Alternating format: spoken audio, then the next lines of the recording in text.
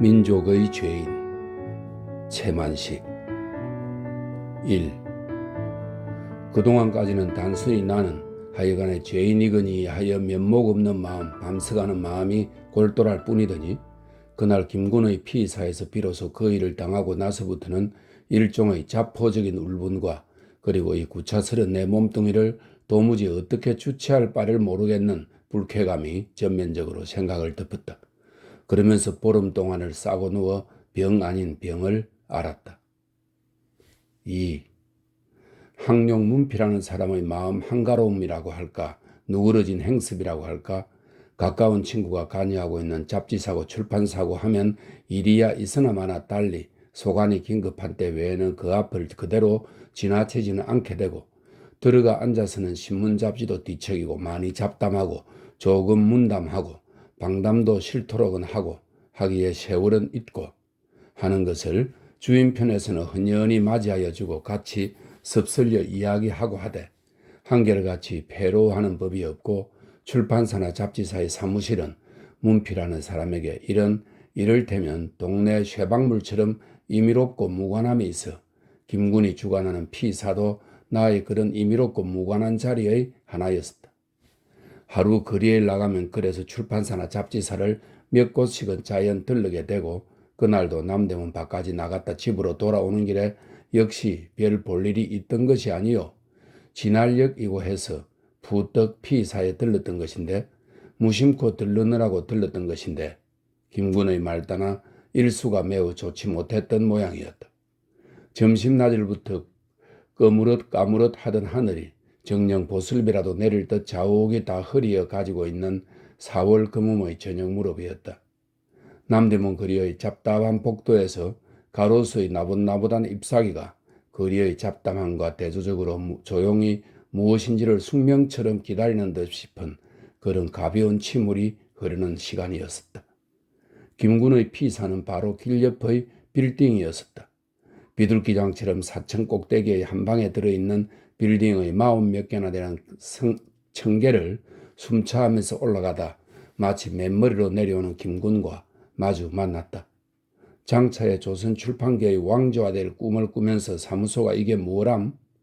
사람이 숨이 차고 다리가 맥이 풀려 인사 대신 이렇게 구박을 하는 것을 김군은 그 커다란 눈과 코와 입과 얼굴과에다 한꺼번에 웃음을 터뜨리면서 피의사가 사무실이 가난한 것은 자네가 그 흔한 외놈의 집 한 채 접수를 못하고서 쓰러져가는 셋집 살릴 하는 것하고 내력이 어슷비슷하니 피차 막설하고 그렇잖아도 기다리던 참인데 잘 왔네. 내 이 아래층에 내려가 전화 좀 걸고 오겠으니 올라가게나. 피의사에는 먼저 온 손이 있었다. 윤군이라고 나이는 나보다 2살 아래나 일찍이 세대를 같이 한 사람이었다. 나는 윤과 인사를 하면서 그의 눈치가 먼저 보여졌다. 윤은 내가 어려워하는 사람 가운데 한 사람이었다. 윤과 나는 친구는 아니었다. 길에서 만나든지 하면 서로 한마디씩 안녕하십니까? 안녕하십니까? 하고 마는 것이 고작이요. 그렇지 않으면 아무 소리 없이 모자만 들었다 놓는 신용하면서 지나쳐버리고 하는 그저 거기 어디 흔히 있는 아는 사람의 하나일 따름이었다. 나는 윤이라는 사람을 아는 것이 별로 많지 못하였다. 일찍이 어느 동경서 어느 사립대학의 정경과를 마치었다는 것. 학업을 마치고 돌아와서는 고향에서 잠시 동안 신문지국을 경영한 경력이 있다는 것. 중일 전쟁이 1기 이후 2, 3년은 서울 어느 신문사의 정치부 기자로 있으면서 논설도 쓰고 하였다는 것. 그리고 그가 잡지에 발표한 당시의 구라파 정세에 관한 정치 논문을 2편인가 읽은 일이 있고 그 문장과 구성이 생경하고 서투른 혐의는 없지 못하나 사상만은 대단히 진보적인 것을 엿볼 수가 있었고 대강 이런 정도의 것이었다. 그 밖에 사람이 성질이 어떠하다든가 가정이나 주위 환경이 어떠하다든가 하는 것은 알지를 못하였고 알 기회도 없었다. 공적으로 혹은 사사로의 생활상의 교섭 같은 것도 물론 없었다. 이렇게 나는 윤에게 대하여 아는 것도 많지 못하고 친구로서의 사귀임도 없고 하기는 하지만 꼭 한 가지 매우 중대한 것을 잘 안다는 것을 나는 스스로 인정치 않아서는 아니 되었다. 윤은 대일 협력을 하지 아니한 사람이라는 것이었다. 일중 전쟁이 일든 아마 그 이듬해 붙어있는 듯 싶었다. 잡지나 또는 신문의 기명 논설에서 윤의 이름은 씻은 듯 없어지고 말았다. 신문기자의 직업도 버려버리고 서울을 떠났는지 거리에서도 통이 볼 수가 없었다. 만일 윤이 무엇을 쓴다면 그의 전문에조차 정치와 시사에 관계된 것일 것이요. 정치와 시사에 관계된 것이면 반드시 세계 시인질서 건설의 엉뚱한 명목으로 침략전쟁을 일으킨 동서의 전체주의 파시즘을 합리화시킨 논문이 아니고는 용납을 못하였을 것이었다. 안에서는 내선 일체를 승인하는 것이어야 하고 밖으로는 추축군의 승리와 미영의 몰락의 필연성을 예단하는 것이어야 할 것이었다. 또 신문사원으로서의 직업을 버리지 아니하였다면 신문이란 대일협력체 수종 노릇을 치료도 하였어야만 할 것이었었다. 윤은 그러나 일체로 붓을 멈추고 신문사원의 직업도 버리고 함으로써 대일협력의 조그만 귀퉁이에도 참여를 하지 아니하였다.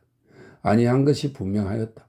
이렇게 대일협력을 하지 아니한, 그래서 지조가 깨끗한 윤에 대하여 많으나 적으나 대일협력을 한 것이 있음으로 해서 민족 반역자 혹은 친일파의 대열에 들어야 할 민족의 죄인인 나는 그에게 스스로 한 팔이 꺾이지 아니할 수가 없고, 따라서 그가 어려운 사람이 아닐 수가 없던 것이었다. 동시에 죄 지은 사람의 약한 마음이라고 할까, 선법거를 만나자니 눈치가 먼저 보여지지 아니할 수가 또한 없던 것이었었다. 과연 내가 안녕하십니까 하는 인사에 같은 말로 안녕하십니까 하고 대답하는 윤의 말 억양과 표정에는 역력히 경멸하는 빛이 머금어 있었다. 한참을 있다 윤이 뒤척이던 신문축을 내려놓으면서 생각자니 부침성 있게 오래간만입니다 하여 나도 달가히 퍽 오래간만입니다 하였다. 미상불 우리는 퍽 오래간만이었다. 일중 전쟁이 일던 그 이듬해 윤은 문필 행동을 정지하고 신문기자의 직업을 버리고 하였을 뿐만 아니라 서울 거리에서 자취마저 사라지고 말았기 때문에 근 10년 만에 오늘 이 자리가 처음이었다. 윤이 그러나 인사상으로만 오래간만이라는 말을 한 것이 아닌 것은 그 다음 수작으로서 바로 드러났다. 시골로 소개 가셨더라고. 네. 호방이랑 옥수수랑 많이 수확하셨습니까? 그의 독특한 시니컬한 입초리로 빙긋 웃기까지 하면서 하는 아주 노골한 경멸과 조롱이었다. 생각하면 윤으로는 충분한 근거가 있는 경멸과 조롱이었다. 지나간 1945년 4월에 나는 소개를 하여 고향으로 내려갔었다. 표면의 이유는 지방으로 소개를 하여 스스로 폭격을 피하며 거리함으로써 소위 국토방위에 소극적 협력을 하기 위한 이른바 당국의 방침의 순응이었지만 실상은 구실이요 소개를 빙자코 도피행을 한 것이었다. 구라파에서 독일이 연합군의 육중한 공세를 바워내지 못해 연방 뒷걸음질을 치다 어느덧 도간의 쥐가 되었을 때는 동쪽에 있어서 일본의 패전도 거의 결정적인 것이 된 느낌이었다. 거기에는 물론 일본이 패하였으면 하는 희망적 예측이 다분히 가미되지 아니한 것은 아니었으나 아무튼 일본이 질 날이 멀지 아니할 것으로 나는 생각하고 있었다. 일본의 패전, 그 뒤에 오는 것은 나는 8.15의 그런 편안한 해방을 우리가 횡재할 것은 전혀 생각지 못하였다. 일본이 눌러서 우리의 지배를 할 것이냐, 혹은 새로운 지배자가 나설 것이냐, 또 혹은 우리가 요행 우리의 주인이 될 것이냐, 이 판단은 막상 깜깜하였다. 그러나 오직 한 가지, 일본이 패전을 하는 그날 그 순간부터 그동안까지의 치안과 사회질서는 완전히 무능한 것이 되는 동시에 세상은 걷잡을 수 없는 혼란과 무질서의 구렁이 되고 말리라는 것, 이것만은 확실한 것으로 나는 믿고 있었다. 하되 그것은 새로운 주권이 서고 새로운 질서가 생기는 그 기간까지는 제 마음껏 계속이 될 것이었다. 그 기간이라는 것이 한 달 일는지 두 달, 석 달 일는지 반년이나 1년 일는지 그 이상 더 오래일는지 그것은 짐작할 수가 없으나 일본이 패전을 하는 그날 그 순간부터 치안과 질서가 무능한 것이 됨에 따라 칼찬 순사와 기관총 가진 패잔 일병과 주먹심 있는 평민과 강도와 폭도질을 함부로 하고 일변 필연적인 사태로서 식량 부족으로 인한 대규모의 기근이 오고 하여 거리는 삽시간에 사륙과 약탈, 능욕과 방화, 질병과 기아의 구름으로 변하고 그 죽음과 공포의 거리에서 아무 구원의 능력도 주변도 없는 약비한 아비를 그래도 아비라고 떨면서 울고 매어 달리는 나의 어린 것들을 데리고 서서 속절없이 죽음을 기다리기나 할 따름일 나 자신의 그림자를 환상할 적마다 나는 등골이 서늘함을 금치 못하였다. 도시가 그러한 데 비하여 고향은 차라리 안전하였다. 우선 당장은 각다분하겠지만 일을 당한 마당에서는 역시 고향이 나을 터이었다. 누대 살아온 고향이요. 일가 친척이 여러 집이 있어 생소하지가 않았다. 사람들이 다 아는 사람들이었대요. 난세를 당하여 제일 두려운 사람, 그 사람을 두려워 아니하겠으니 좋았다. 박토나마 조금은 있으니 하다못해 감자 포기를 심어 먹어도 줄여 죽기는 면할 수가 있으니 더욱 안심이었다. 나는 드디어 고향으로 내려갈 결심을 하였다. 나는 다만 그럴 뿐이 아니라 몇몇 친지들 들어도 그런 소견과 실토증을 말하면서 반드시 서울에 머물러 있어야만 할 특별한 사정이 없는 바엔 각기 고향으로 내려가기를 권하기까지 하였었다. 민족 해방의 돌발적인 변화를 겪고 난 지금에 이르러 지금의 심경을 가지고 그때 당시의 나의 그러던 심경이나 행동을 곰곰이 객관을 하자면 지배자의 압력이 약해진 그 계제에 떨치고 일어나 해방의 투쟁을 꾀할 생각을 적극적으로 하는 것이 아니고서 오직 저 일신의 안전을 도모하는 데까지 밖에는 국리가 뚫리지 못한 것은 적실히 나의 약하고 용렬된 사람 댐댐이의 시킴이었으면 틀림이 없었다. 그러나 나는 나 혼자만이 유독 그렇게 약하고 용렬하였는지 혹은 대체가 개인적이며 소극적이요 퇴행적이기가 쉬운 망국민족의 본성의 소치였는지 그 분간은 막시 모르되 하여간에 그처럼 약하고 용렬하였던 것이 사실이요 겸하여 무관해한 노릇이었었다.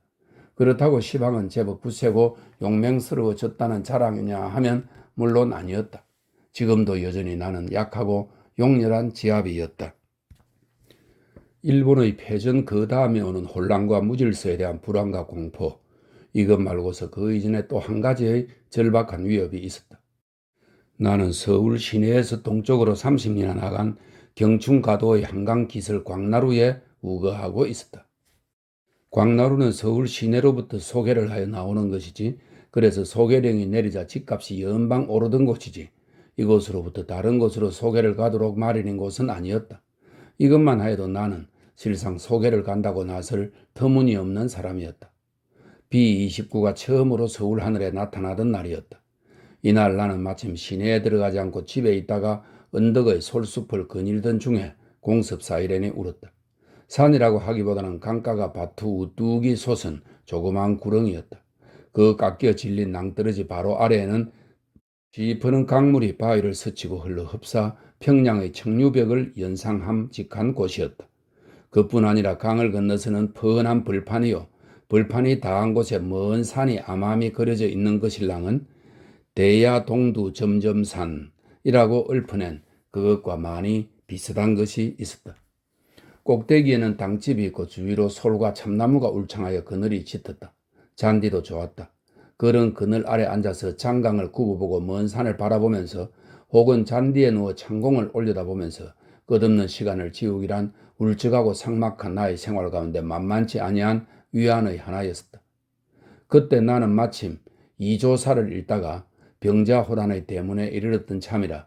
병자란 당시에 조선군이 국왕과 함께 최후의 농성을 하던 남한산성이며, 그러다 국왕이 마침내 청병의 군문에 무릎을 꿇어 항복을 한 삼전도며, 그리고 양방의 수없는 장졸이 화살과 창끝에 고온으로 쓰러진 풍남리의 토성이멸을 멀리 바라보기가 이날따라 감개적이 깊은 적이 없지 못하였었다. 그러한 형패의 모양을 보았으면서 못 본 채 이날이 한결같이 유유히 흐르기만 하였으며, 앞으로도 얼마든지 되풀이할 세상과 인사의 변천을 보면서 그러나 못 본 채 몇천 년 몇만 년이고 유유히 흐르고만 있을 저 강 무심타고 할까, 부럽다고 할까, 이런 생각에 잠겨있는 참인데 그 몸서리 치는 공습 사이렌이 벼랑간 울리던 것이었었다. 나는 꿈에서 깨어난 것처럼 퍼뜩 정신이 들었다. 보나마나 아내는 물통을 들고 쫓아 나갔어야 했을 것. 어린 것들이 걱정되어 집으로 달려갈 생각은 급하나 가던 중로에서 경방단 서방님들레한테 붙잡혀 부역을 하지 아니하면 대피호로 끌려 들어가기가 십상일 판이었다. 초조하다 보니 잠자리보다도 더 적게 비행기 한 대가 한 가스로 꼬리를 길게 쌍으로 끌면서 유유히 까마득한 창공을 날고 있었다. 그 호젓하고 초연함이라니, 그 고요하고 점잖스름이라니. 좋은 완상 그릴지언정 그가 털끝만치도 저기를 발산하는 것이 있다거나 항차 비행기의 폭격의 전주인 바야흐로 강렬한 위협과 공포감 같은 것은 전혀 느낄 수가 없었다. 덕분에 마음을 가라앉히고 기다리는 동안 이윽고 공습경보는 해제가 되었다. 나는 일종 섭섭한 마음이면서 행길로 내려왔다. 그러자 군용 화물차 한 대가 기운차게 달려오더니 동네 한복판인 한길 가운데 멈추어 서면서 경기관총을 가지고 잔뜩 긴장한 20-30명의 길병이 차로부터 뛰어내렸다. 공습경보를 듣고 강 건너 송파의 병령으로부터 이 광나루 지구를 경계하러 온 일대였었다. 그러나 그 경계라는 것은 그들이 가지고 온 무기가 하다못해 고사기관총도 아니요 보통 산병전에 쓰는 경기관총인 것과 그것을 동네 복판에다 맞추어 놓고서 대기를 하는 것과로 미루어 적기를 쏘자는 것이 아니고서 폭격의 혼란을 틈타 폭동이라도 일으킬 염려가 있는 주민, 조선 사람을 약차하면 쏘아대자는 것임은 말하지 않아도 번연하였다. 나는 지휘하는 자를 비롯하여 병정들의 눈을 똑똑히 보았다. 곧 사람을 살상하여 마지 않겠는 도끼가 뻗쳐나오는 눈들이었다. 나는 소름이 쪽쪽 끼쳤다.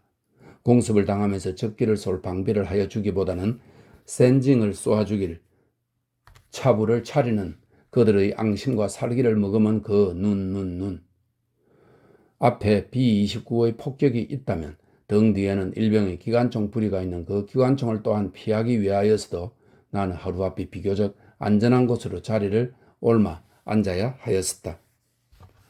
나는 1945년 4월 마침내 집을 팔고 개딱지 같은 초가집이었으나 설리 장만한 집이었었다. 그것을 헐값으로 팔아넘기고 세간도 대부분 팔고서 짐 가벼운 것만 꾸려가지고 고향으로 소결합시고 하여 오고 말았다. 나에게는 그러나 일본의 패전 그 다음에 오는 것의 불안과 공포라 할지 눈에 살기를 머금은 일본 병정들의 등떨미를 겨누는 기관총 불의의 위협이랄지 이런 것 외에도 멀찍이 궁벽한 시골로 낙향을 하여야만 할 사정이 따로 있는 것이 있었다. 1943년 2월 황해도로 강연을 간 것이 나로서는 아마 대일협력의 첫걸음이라고도 할 만한 것이었었다. 총독부와 총력연맹이 설도를 하여 경향의 종교, 사상, 예술, 언론, 조고, 교육 등 각계의 사람 200여 명을 긁어 모아 전 조선 각 군의 면으로 하여금 제각기 면 단위로 열개한 소위 미영경멸 국민 총궐기 대회에 몇 개 면식을 찢어 맞게 보내어 전쟁 기세를 돋우는 그중에도 미영에 대한 적개심을 조발하는 강연을 하게 한 그 강사의 하나로 나도 뽑혔던 것이었었다. 대일협력도 첫걸음이려니와 40평생에 여러 사람을 모아놓고 강연이라고 하는 것을 하여 본 적이 도대체 없었다.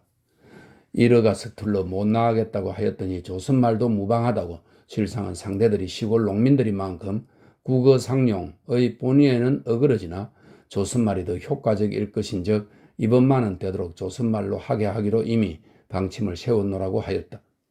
생후에 한 번도 연단에 서본 경험이 없어 강연이 하여질 것 같지 않다고 하였더니 경험은 없더라도 열 하나면 되는 것이라고 생전에 한 번도 연단에 서보지 아니한 사람이 이 기회에 분연히 일어서서 강연을 하게 되었다는 그 사실이 벌써 청중을 감격해야 할 사실이 아니냐고 그러니 너야말로 빠져서는 아니 될 사람이라고 하였다. 그러거나 말거나 누웠고 나아가지 아니하였으면 그만일 것이었다.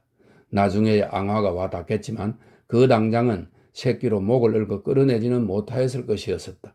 그러나 나는 내 발로 걸어 나아갔었다. 영을 어기지 아니하여야만 미움을 받지 않고 일신이 안전하고 한 것을 알기 때문이었다. 개성서 살고 있을 때요. 태평양 전쟁이 일던 전전해인 1938년이었던 듯 싶다. 3월 금음인데 볼일로 서울에 왔다. 3, 4일 만에 내려갔더니 가족들이 초상난 집처럼 근심에 쌓여 있었다. 조금 전에 개성경찰서 형사 2명이 와서 내가 거처하는 방을 수색을 하고 서신과 몇 가지의 원고와 잡지, 얼러 몇 가지의 서적을 가져갔고 그러면서 물어볼 말이 있으니 돌아오는 대로 곧 고등계로 오도록 이르라는 부탁을 하더라는 것이었다. 그리고 그날 아침 A군과 B군이 붙들려 갔다는 말을 하였다. A군과 B군은 나한테를 종종 다니는 20안팎의 문학 청년들이었다. 신경이 과민한 정비례로 무식하고 그와 반비례로 일거리는 없이 상관 앞이 민망하고 한 시골 경찰의 고등계 형사들이 정이 무료하다 못하면 들어 그런 짓을 하는 행투를 짐작지 못하지 않는 터라 치안유지법에 걸릴 아무 내력이 없는 것은 번연한 노릇이요 하여 설마 어떠리하고 좀 심상히 여기고 성길에 경찰서로 가보았다. 보기만 하여도 마치 뱀을 쭈쩍 만난 것처럼 섬뜩한 것이 경찰서의 사람들이었다. 들어서기가 무엇인지 모를 무시무시한 것이 경찰서였다.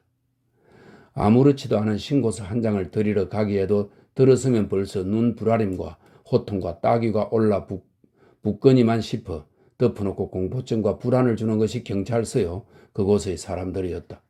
그런지라 비록 치안유지법에 걸릴 아무 내력이 없다고는 하여도 그래서 심상히 여겼다고는 하여도 노상이 태연한 마음일 수가 없었음은 물론이었다. 이어기 기다리게 한 후에 1인 형사가 빼빼야윈 몸과 얼굴과 눈과 심지어 수족에서까지 사나움이 졸졸 흐르는 자로 얼굴만은 진작부터 알미 있었다.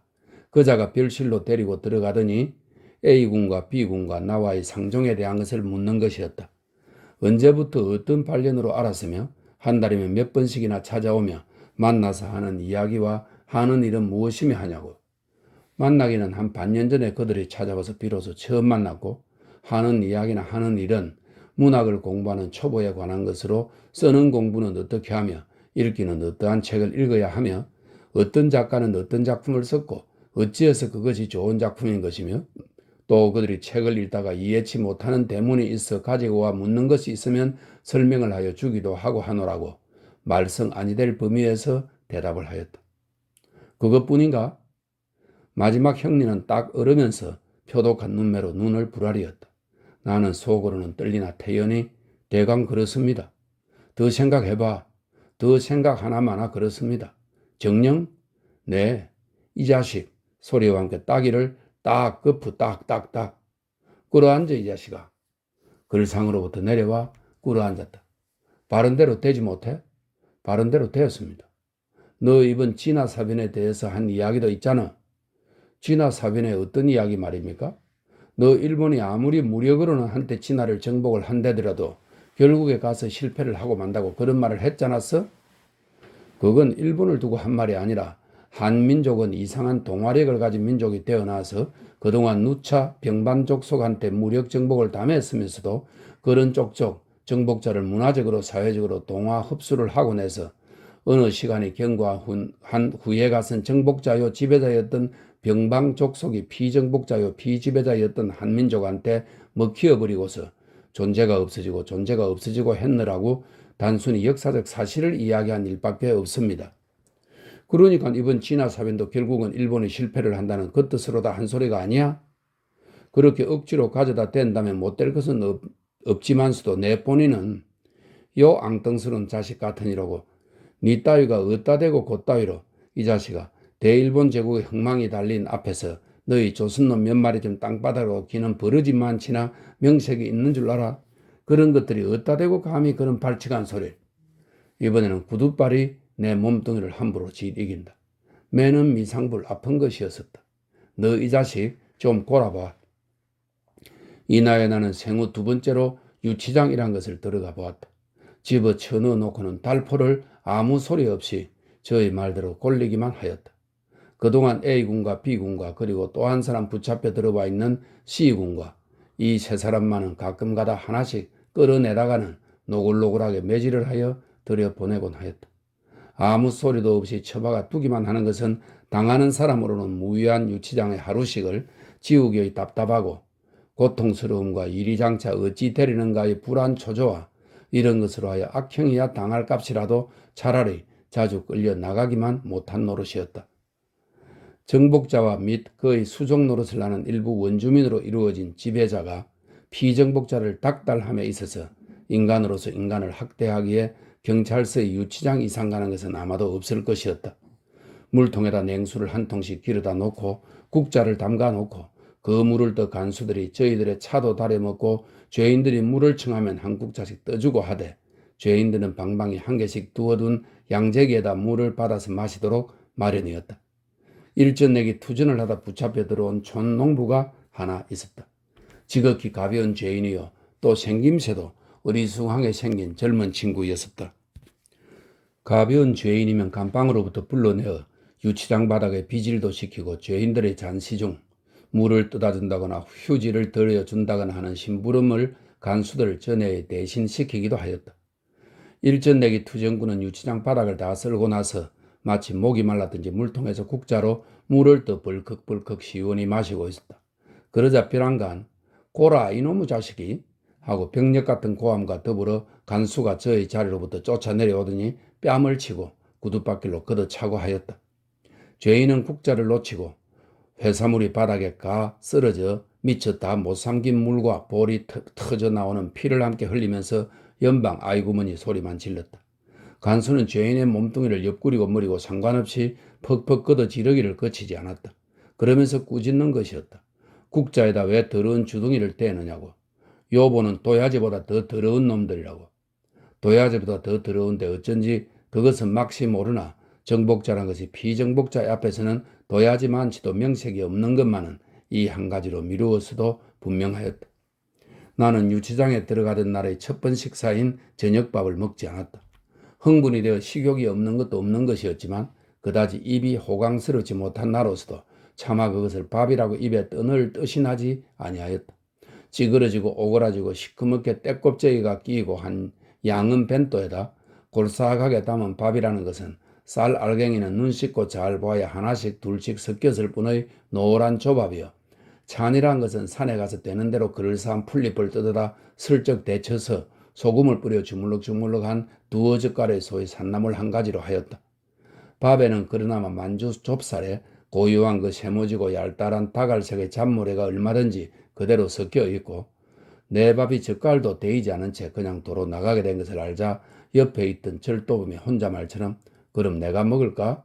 하고 슬며시 집어가더니 볼퉁이가 미어지도록 퍼넣는 것이었다. 그것을 연하머니나 되는 동방의 죄인 대부분이 너도 나도 하고 덤벼들어 단 한 젓갈이라도 빼앗아 먹으려고 다투고 불뚝거리고 욕질을 하고 거기에 밥에 대한 인간의 동물적인 싸움이 잠시 동안 벌어지고 있었다. 이튿날도 나는 온종일 먹지 아니하였다. 두툼한 손바지 저고리에다 손버선에다 차입한 담요까지 지니고 지내고 사식을 차입받아 먹고 하는 사기죄인. 그가 이 오호방에서는 제일 고참으로 16달째 되는 사람이었다. 그가 점심때는 나들어 간수한테 말을 하면 사식을 들여주니 이따 저녁부터라도 받아 먹도록 하라고 권고하였다. 나는 글쎄 하고 애매히 대답하고 말았다. 나는 한 끼에 1원 50전씩 하루에 4원 50전이나 드는 사식을 들여먹을 형편이 되질 못했었다. 저녁 역시 나는 관식 벤또를 동방의 사람들에게 그대로 내주었다. 사기죄인이 저의 사식에서 부연 쌀밥을 절반이나 들고 굴비랑 구운 고기랑 곁들여 내 앞으로 밀어놓으면서 이거라도 좀 자시오. 보아하니 그렇게 함부로 지나던 아니시던 분에 같은데 그렇다고 사뭇 저렇게 굶기로만 들었어야 썩겠소? 하고 권을 하는 것이었었다. 미상물 나는 현기증이 나도록 시장하였다. 보드러운 흰밥과 맛있는 반찬이 어금니에서 신침이 흐르고 회가 동하였다. 그러나 나는 3번 4번 권하여서 겨우 2젓갈 밥을 떠는 신용을 하고 말았다. 사식을 들여먹을 특수가 못되면서 입만 가져가지고 관식을 먹지 않고 앉아서 남이 들어주는 사식덩이를 멀쩡히 얻어먹다니 염치가 아니요. 양반거지의 주접이었지 갈데없는 짓이었다. 그래도 자세하지 별 수 없음낸다.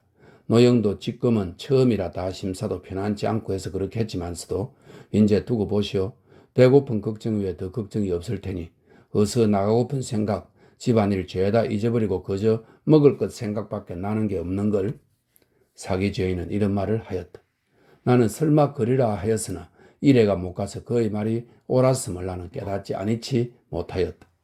쌀 알갱이래야 눈 씻고 보아야 하나씩 둘씩 섞였을 뿐의 불면 알날이 다 날아갈 듯 퍼실퍼실한 노란 조밥, 씹으면 모래와 흙이 지금지금하는 그 알뜰한 조밥과 써디슨 산나물이 아니면 시커멓게 썩은 새 조각의 짠 무조각 반찬이 어떻게 하면 그렇게도 입에 회회 감기고 맛이 나는지 35년의 반생을 두고 나는 일찍이 그런 맛있는 밥을 먹어본 적이라고는 없었다.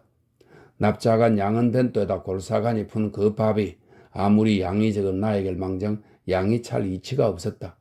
가에 붙은 좁쌀 한 알갱이까지 깨끗이 다 씻어 먹고 바쁜 젓갈을 넣으면서 바로 배가 고프고 다음 끼니가 기다려졌다.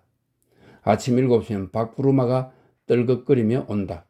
아침을 먹고 나서는 12시 점심이 올 때까지 간수에 앉았는 등 뒤에 걸린 시계를 100번도 더 내어다 보면서 떨긋거리는 밥구루마 소리를 기다린다. 가까스로 점심을 먹고 나서는 이내 또 100번도 더 시계를 내어다 보면서 6시 저녁을 기다린다. 이렇게 오직 밥을 기다리기를 일 삼으면서 하루하루를 지우곤 하던 것이었었다. 내가 나를 생각하여도 천박하기 짝이 없었다. 하루 종일 먹을 것만 탐하는 도야지나 다름이 없는 성 싶었다. 모처럼의 기회는 기회겠다.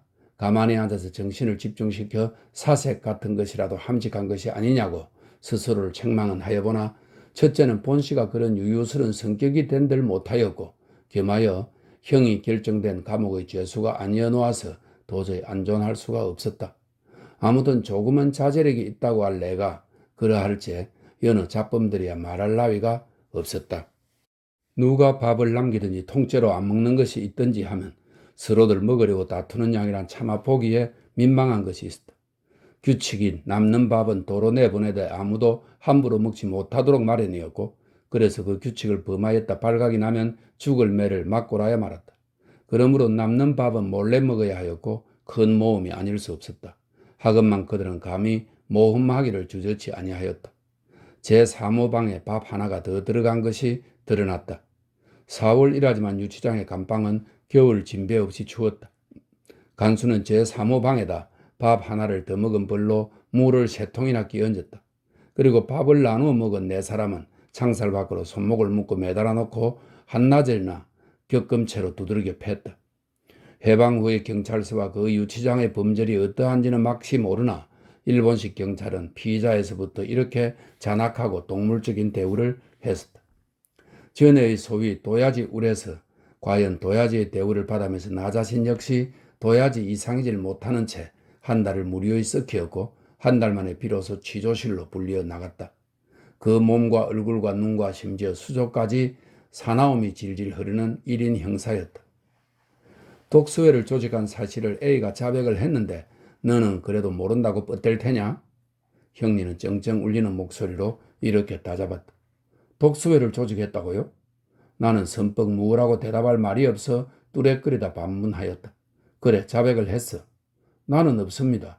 사실로 없었다.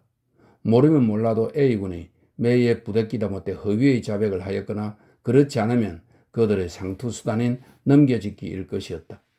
이날의 문초에서 나는 그들이 무엇을 꾀하고 있는가를 비로소 알아채었다. 여기에 좀 반지빨라 보이는 녀석이 있어 그 주위에 역시 주위 거리의 젊은 아이놈들이 모여 문학을 공부한답시고 책도 나눠 읽고 의견도 교환하고 시국에 대하여 방자스런 방담을 들어하는 모양이요. 이만한 건덕지면 혹시 잘만 납디면 독수회점 사건 하나를 두드려 만들 수가 있을런지도 모르는 것이었었다.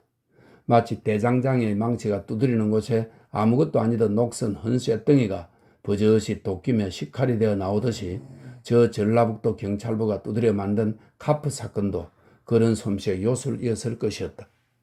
한 열흘 후에 나는 2번째 끌려나갔다. 그동안 A군은 독수회 일꾼은 절대 부인하시오. 그들은 저더러 선생님이 벌써 자백을 하였다고 하지만 저는 믿지 않습니다. 일기책을 뺏겼는데 거기에 들어 선생님한테 불리한 것을 쓴 것이 있어서 저는 그것만이 걱정입니다. 하는 쪽지를 연필로 감방 휴지에 적어 보낸 것을 받았고 그것으로 나의 추측이 한 편치가 틀리지 않았음을 알았다. 이번에는 그는 1인 형사의 짝패인 머리통이 엄청나게 크고 짧은 다리로 8발짝 걸음을 아기작 걷는 김가라는 조선 형사였다. 사납고 가혹하기로 개성 일판에서 이름이 난 형리였었다. 그런 김가가 뜻밖의 보드러운 얼굴로 공대하는 말까지 쓰면서 문초를 하였다. 그 왜 고집을 부리고 생고생을 하시오? 고집이 아니라 없는 사실을 부르라니 어떡합니까? 독수회라는 이름은 짓지 않았더라도 독수회의 행동을 했으면 사건은 성립되게 마련된 법인 줄 알면서 그러시오? 무얼 독수회의 행동을 한 것이 있어야지요? 가사 또 사건은 성립이 아니 된다고 치더라도 당신이 시방 미움을 받고 있는 것만은 사실인데 미움을 주기로 들면 한정이 없는 걸 모르시오? 1년이고 이태 3년이고 처가도 두고서 골리면 골았지 별 수 있나? 고문보다도 또는 감옥으로 가서 징역을 살기보다도 가장 두려운 악행은 민두루미 그대로 경찰서 유치장에다 가두어두고 생으로 사람을 썩히는 것이었다. 사상관계자로 붙잡혀 들어갔다 이렇다 할 사건도 없는 사람이면서 몇 회씩을 현재 그렇게 생으로 썩고 있는 사람이 전 조선의 경찰서 유치장을 든다면 얼마든지 나올 수 있는 사실이었다.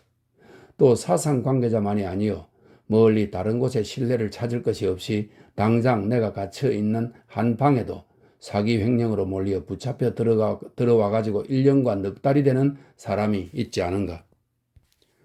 나는 무쇠의 탈을 쓰지 아니한 무쇠탈을 연상하고 속으로 전율하였다. 김가는 짐지 부드러운 얼굴과 공손한 말로서 회유를 하는 한편 무형의 무쇠탈로서 은근히 위협을 하자는 심사인 모양이었다. 나는 없는 죄를 자백하고 가서 징역을 사느냐, 경찰서 유치장에서 장차 얼마일지를 모를 세월을 썩느냐 두 가지 중에서 하나를 택하여야 하였다. 이때 나를 구원하여 준 것이 생각지도 아니한 한 장의 엽서였었다. 다시 열 며칠인가 지나서였다. 1인 형사가 끌어내 가더니 어인심인지 빈들빈들 웃으면서 나가고픈가? 하고 물었다. 나는 선뻑 무라고 대답을 못하고 눈치만 보았고 했더니 제쳐 나가고퍼? 그제야 나도 이 구퍼스 있나요? 그러고는 한참이나 내 얼굴을 여색해 보고 나서 조선문인협회라고 하는 것이 있나? 있습니다. 무엇하는 단체인고? 조선 사람 문인들이 모여서 문학으로 나라 일을 도업자는 것입니다. 어떤 관련으로 생긴 단체인가? 총독부와 민간의 유력한 내지인들이 서둘러 주었습니다. 회원은 전부 sen징이겠지? 찬조 회원이나 명예 회원은 내지인이 많습니다. 조선 문인협회에서 북지방면으로 황군 위문대를 파견한다고? 그렇습니다. 이것이 그 통첩인가? 그러면서 한 장의 엽서 편지를 내놓았다. 문인협회로부터 북지방면으로 황군 위문대를 회원 중에서 파견하고자 하는데 그 구체적 협의회를 아무 날 아무 곳에서 열겠으니 참석하라는 엽서가 지난번 서울을 가기 조금 전에 온 것이 있었다. 바로 그 엽서였다. 나중 놓여 나가서 알았지만 내가 놓여 나가던 10여일 전에 두 번째 와서 수색을 하였고 그때 잡지 틈사구니에가 끼었다 떨어지는 이 엽서를 가져가더라고 집안 사람이 말하였다. 거기에 보면 3월 28일인가 위문대 파견하는 협의회를 열겠다고 했는데 참석했는가? 했습니다. 실상 지난번에 서울 간 것도 그 때문이었습니다. 어떤 결정을 했는가? 회원 중에서 명망이 있는 사람으로 몇 사람을 뽑아 파견하기로 했습니다. 누구누구가 뽑혔는가? 그것은 전형위원회에서 맡아 하기로 했습니다. 비용은 당국의 보조로 쓰기로 했습니다. 그자는 이었고 얼굴과 음성을 순절히 하여 가지고 이번 사건이 그대로 남만 그렇게 부인을 해도 증거가 역력히 있고 하니까 성립을 시키자면 충분히 시킬 수가 있단 말이야. 네. 그렇지만 첫째는 고의로 그런 것이 아니라 무의식 중에 그렇게 된 모양 같고 또 일변 조사를 한 결과 그대는 조선 문인협회의 회원으로 대단히 열심히 있는 사람이 판명이 되었고 해서 이번 일은 특별히 용서하는 것이니. 네. 나는 실상 서울에 가 있으면서도 그 협회에는 참석을 아니하였다. 회의 경과도 그래서 노상에서 우연히 땡땡땡을 만나서 이야기로 들었을 따름이었다. 또 형님은 조사를 해본 결과 어쩌고 하였지만 내가 그 뒤에 서울에 가서 알아본 것은 개성경찰서로부터 문인협에서 나에게 대한 신분의 조회 같은 것은 온 것이 전혀 없었던 모양이었다. 또 다른 세 사람은 나이 알라 아직은 어리고 한데 전과자의 신분을 가져서는 정상이 가긍할 뿐 아니라 장차 나라를 위해 일을 할 때도 상치가 될 것이요 해서 10분 용서를 하는 것이니. 네. 이울랑 각별한 주의를 하고 더욱더욱 나라 일에 충성을 해야 해. 네. 이 다음 만일 다시 불매한 일이 있으면 그때는 1호 용서 없다. 네. 돈의 힘으로 경찰서를 쥐락펴락하고 형사나 순사 나부랑이를 하인 부리듯 하는 개성 제1갑부의 젊은 자제가 나의 가영과 친구의 청을 받고 그 두 형사를 불러 술을 먹이는 길에 이 꺽지 같은 자식들 할 일이 없거든 발바닥이나 끌고 앉았지. 그 사람이 무슨 죄가 있다고 때려 가두어 놓고는 지랄들이냐고 시퍼렇게 지청구를 해주더라는 소식을 놓여 나와서 들었다. 그것이 보람이 있기도 하였겠지만 결정적인 것은 역시 문인협회의 한 장 엽서였던 듯 싶었다. 문인협회에 대한 대답 가운데 요긴한 것은 임시로 그 자리에서 나에게 유리하도록 꾸며댄 대문이 많았으나 아무튼 대일협력이라는 주권의 이윤이 어떠하다는 것을 실제로 배운 것이 이 개성 사건이었다. 나중 가서야 어찌되었든 우선 당장은 나아가지 않더라도 새끼로 목을 얽어 끌어내지는 아니하였을 것이며 누워서 베길 수가 없잖아 있는 소위 미영경멸 국민총궐기대회의 강연을 피하려 않고서 내 발로 걸어 나갔던 것은 그처럼 대일협력의 이윤이 어떻다는 것을 안 것이 있었기 때문이었다. 많은 수요의 영리한 사람들이 저의 이익과 안전을 도모하기 위하여 진심으로 일본 사람을 따랐다. 역시 적지 아니한 수요의 사람이 핍박을 받을 용기가 없어 일본 사람에게 복종을 하였다. 복종이 싫고 용기가 있는 사람은 외국으로 달리어 민족 해방의 투쟁을 하였다. 더 용맹한 사람들은 외국으로 망명도 않고 지하로 숨어 다니면서 꾸준히 투쟁을 하였다. 용맹하지도 못한 동시에 영리하지도 못한 나는 결국 본심도 아니면서 겉으로 복종이나 하는 용렬하고 나약한 지아비의 부유에 들고 만 것이었었다. 3. 눈이 쌓이고 한참 추운 2월 초생이었다. 송화군에서 맡은 곳을 다 마치고 마지막 풍천읍에서의 길이었다. 강연을 마치고 나니 다음 예정지로 가는 버스가 2시간 후에 떠나는 것이 있었다. 주인 편의 여러 사람과 점심을 먹고 있는데 밖에서 손님이 찾는다는 정갈이 들어왔다. 이 고장에 알 사람이라고는 없는데 하고 의아해하면서 나가보았더니 초면의 두 청년이었다. 하나는 건장하고 하나는 그와 정반대로 얼굴이 병적으로 창백하고 몸이 파리한 대조적인 두 사람이었다. 나는 그들이 모르는 사람인 것을 발견하는 순간 가슴이 드럭하였다. 그러나 한편으로는 반가웠다. 그동안 5차례를 강연을 하였는데 청중 가운데 밀끔밀끔하니 뗏물이 벗고 표정이 다부진 청년들이 한 표씩 들어와 있지 않는 자리가 없었건만 내가 강연이랍시고 맨 멀쩡한 소리를 찌끄리고 서서도 단 한 번인들 개수작 집어치워라 하고 고함치는 사람이 있는 것을 보지 못하였다. 항차 밤 같은 때 사처로 달려들어 몰매질을 하고 있는 따위는 싹도 볼 수가 없었다. 안전과 무사가 물론 다행치 아니한 것은 아니었다. 그러나 젊은 사람들까지가 이다지도 기운이 죽었는가 하면 적막하고 슬펐다. 그러던 차라 미지의 젊은 사람네의 차점을 만나니 가슴 더럭한 것과는 따로이 여기는 그래도 기계 있는 젊은이가 있는 것이나 아닌가. 노백린 씨의 생지가 그래도 다른 것보다 싶어 그래 반가운 생각이 들던 것이었었다. 그러나 나는 그들이 너무도 적의가 없어 보이고 말일랑이 공순한 것이며 또 몰매질을 하러 온 것으로는 단 둘이라는 것이 과히 단출한 것이며 이내 도로 안심과 실망을 함께 느꼈다. 건장한 편이 노군, 창백하고 파리한 편이 이군이었다. 수인사가 끝나고 노군이 물었다. 선생님 언제 떠나시죠? 이따 오후 버스로 떠나기로 했습니다. 나의 대답에 둘은 문득 절망을 하면서 다시 노군이 웬만하시면 내일 아침 버스로 떠나시게 하시고서 오늘 저녁 저희들하고 좀 만나주셨으면. 예정이 있어나서 그럽니다. 둘은 서로 보면서 못내 섭섭하게 하다가 이군이 이번엔 묻는다. 정 그러시다면 단 1시간이나 30분이라도 여기서 점심이 끝나시는 대로 저희하고 좀 그러십시오. 주먹이 나올지 팥죽이 나올지 그것은 나중 보아야 할 일이요. 나는 나로서 저 방의 젊은이들이 이 판국에 바야흐로 무엇을 생각하며 무엇을 바라며 하는지를 아는 것도 일종의 의무처럼 생색 있는 일이었다. 첩경 거르기가 쉬웁듯이 점심자리가 술자리로 벌어지는 것을 속기속기 끝내게 하느라고 하기는 하였지만 워낙 시간의 여유가 많지 못했던 소치로 젊은이들이 기다리는 자리는 가 앉았다. 그대로 일어서야 할 만큼 시간은 촉박하였다. 사과와 과실과 차를 준비하여 놓은 자리에 노군과 이군 외에 또 한 또래의 청년이 두어 사람과 하나는 음악을 하나는 문학을 각기 좋아한다는 소녀도 둘이 와서 있었다. 다시 초면 인사를 하고 둘러앉아서 한 잔씩의 차를 마시기가 바쁘게 버스는 떠날 시간이 되었다.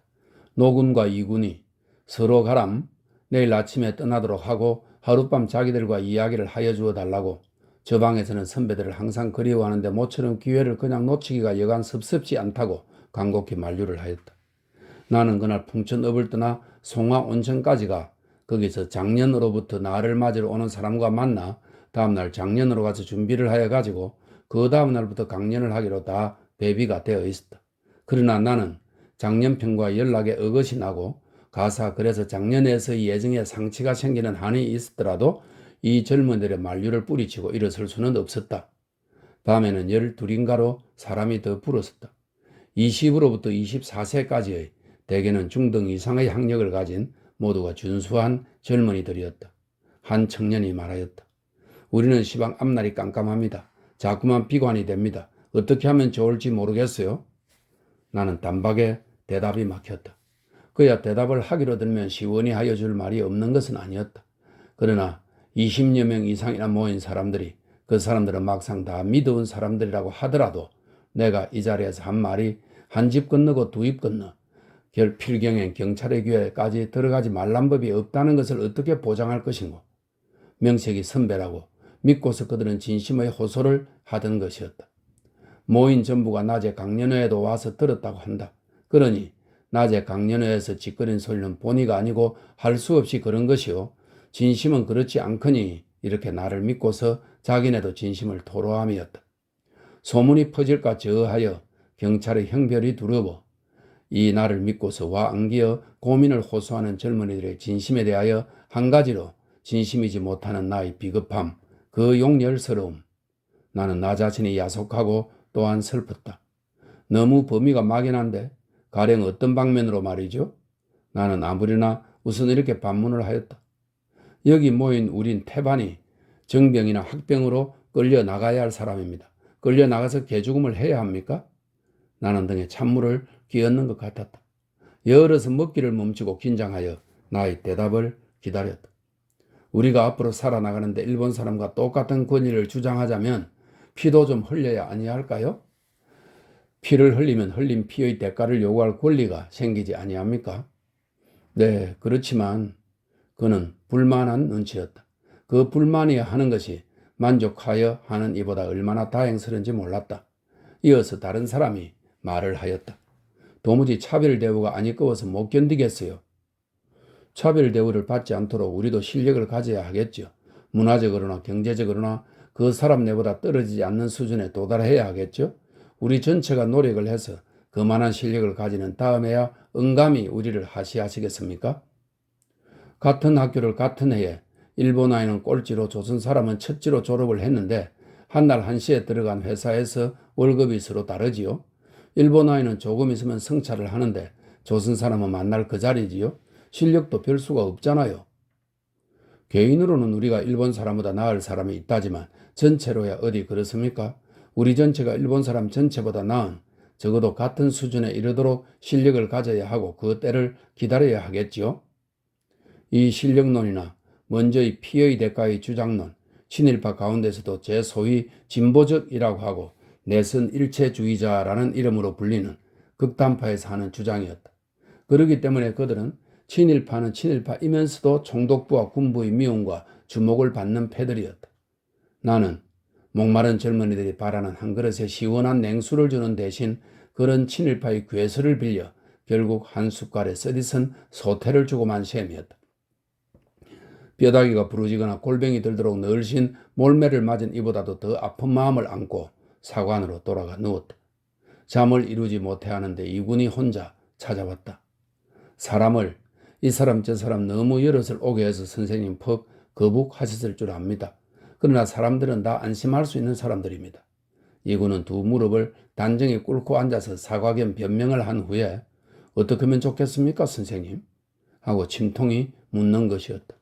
징병이며 학병에 대한 것이었다. 나는 서슴지 않고 대답하였다. 되도록 나가지 말라고 권하고 싶습니다. 무슨 수단을 쓰시든지. 말없이 나를 보는 이군의 그 창백한 얼굴은 빛났다. 눈에는 눈물이 괴었다. 괴한 눈물이 인하여 넘치어 흘렀다. 나도 눈가시 뜨거웠다. 이왕 한마디 부탁이 있소이다. 꿋꿋한 정신을 기르고 지켜주십시오. 강한 자에게 굽혀 목전의 구차한 안전을 도모하는 타협 생활보다 핍박을 받을지언정 굽히지 않고 도리어 그와 싸워 물리치겠다는 꿋꿋한 정신을 기르고 이겨주십시오. 우리가 과거 수천 년의 대륙민족의 압제를 받은 것이나 오늘날 일본의 종노릇을 하게 된 것이나 우리를 침해하고 우리를 억누르는 외적과 마주 싸워내는 꿋꿋한 정신이 모자랐기 때문입니다. 강한 자에게 굽히고 아첨하여 구차한 일시의 안전만을 도모하는 타협주의, 이것이 우리 민족성의 큰 결함입니다. 오늘의 우리의 불행은 이 민족성의 결함에서 온 것이요. 그 결함을 고치지 않는 이상 우리는 민족적으로 멸망을 당하거나 내일도 오늘처럼 영원히 불행할 것입니다. 시방 우리한테, 특별히 젊은이들한테 절실하게 필요한 것은 굴지 않고 싸워내는 꿋꿋한 정신입니다. 그렇지만 그것도 한 사람 한 사람이 따로따로 이만 꿋꿋했자 아무 소용도 닿지 않습니다. 여럿이 모이는 데서 비로소 힘이 생기는 것입니다. 이군은 머리를 속옷하고 듣고만 있었다. 나는 음성을 고치어 그 다음 말을 하였다. 그러나 조심하십시오. 첫째, 서로 친하다는 것과 믿고서 속을 줄 수 있는 사람이란 것과는 다른 것입니다. 둘째, 혈기를 삼가시오. 혈기는 경솔과 상거가 항상 같아온 것이니까요. 그리고 또 한 가지 내 소견을 말하라면 시방, 이 야만된 폭력주의가 아무래도 인류 역사의 노멀한 현상은 아닐 것입니다. 정녕 한때의 변조 같습니다. 과히 암담해하거나 실망은들 할라 마십시오. 수의 정상 상태로 돌아갈 날이 올 듯도 합니다. 고맙습니다, 선생님. 하신 말씀 명심하겠습니다. 믿겠습니다. 이군은 고개를 들고 아직도 흐르는 눈물을 주먹으로 씻으면서 목면설로 숨가쁘게 그러던 것이었었다. 이 밤에 나는 조금은 속이 후련하고 짐이 들리는 것 같았다. 그러나 계속하여 무사람을 모아놓고 미국, 영국은 나쁜 놈들이요, 일본이 옳고 전쟁은 시방이 한코패요, 조선 사람들은 어서 빨리 정산을 하고 저축을 많이 하고 하여 이 전쟁을 일본의 승리로서 빨리 끝내도록 협력해야 한다는 강연을 하고 다니는 사람. 보기 싫은 양서동물이 아니 되지 못하였다. 그 뒤 1944년 5월에는 작가 5사람과 화가 5사람을 추려 소설가 하나에다 화가 하나를 껴 5패를 만들어가지고 전라남도 목포의 목조조선소, 강원도 영월 무연탄광, 평안북도 강계의 무수알콜 공장, 같은 평안북도 용천의 부리농장, 역시 평안북도 양시의 알루미늄 공장, 이 5곳 생산 현장으로 그 한 패씩을 파견하는 한 패에 뽑히어 나는 양시의 알루미늄 공장으로 갔었다.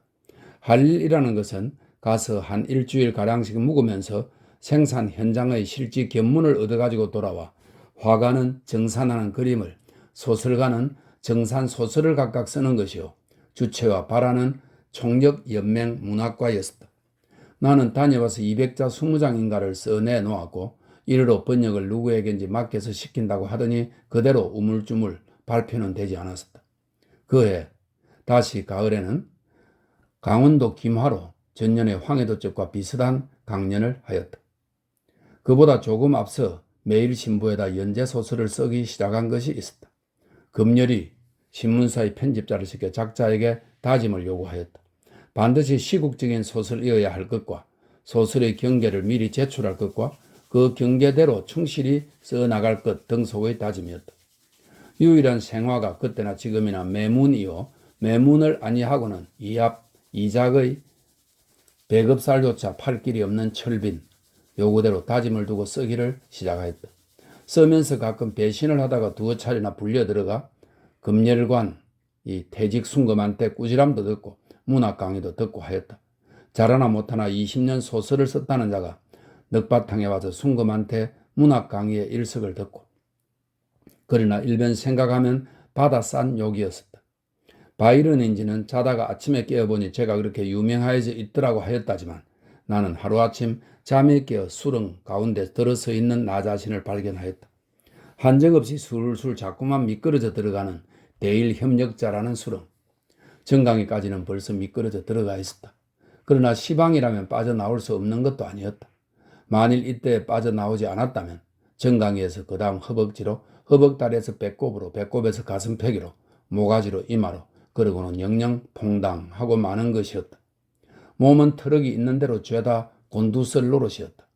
서울을 떠나 궁벽한 시골로 가 있기만 한다면 강령 같은 것을 하라고 불러내는 꽃감의 미끼에 반겨 응 하고 나설 기회가 태반 봉쇄될 것이었다. 시골로 가서 있으면 한 가닥의 호미가 보리밥의 반량이나마 채워주어 창녀 못지 아니한 그 매문지를 아니할 수가 있을 것이었다. 일본의 패전, 그 다음에 오는 것이 불안과 공포랄지, 눈에 살기를 먹으면 일본 병정들의 등떨미를 겨누는 기관총 불의 위협이랄지, 이런 것 외에도 멀찍이 궁벽한 시골로 낙향을 하여야만 할 또 한 가지의 다른 사정이란 고지 대일협력의 수령으로부터의 도피행, 그것이었다. 그리고 그렇게 하였다. 그러나 결코 용감히 뿌리치고서 일어서고 하였던 바는 아니었다. 역시 나다롭게 용렬스런 가만한 도피행일 따름이었다.